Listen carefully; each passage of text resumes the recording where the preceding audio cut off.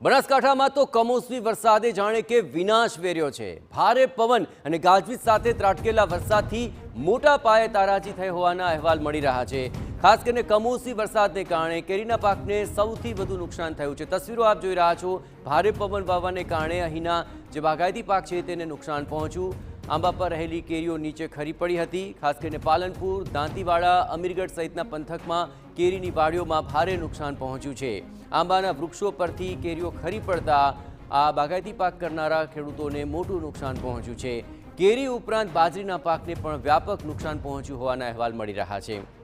ખાસ કરીને ઉનાળામાં અહીં જે આંબા વાળ્યા છે તેમાંથી કેરીનો પાકનો ઉતાર થતો હોય છે, પરંતુ ભારે પવનને કારણે અહીં મોટા પ્રમાણમાં કેરીઓ આંબા પરથી ખરી પડી હતી, જેને કારણે આ ખેડૂતોને ભારે નુકસાન પહોંચ્યું છે।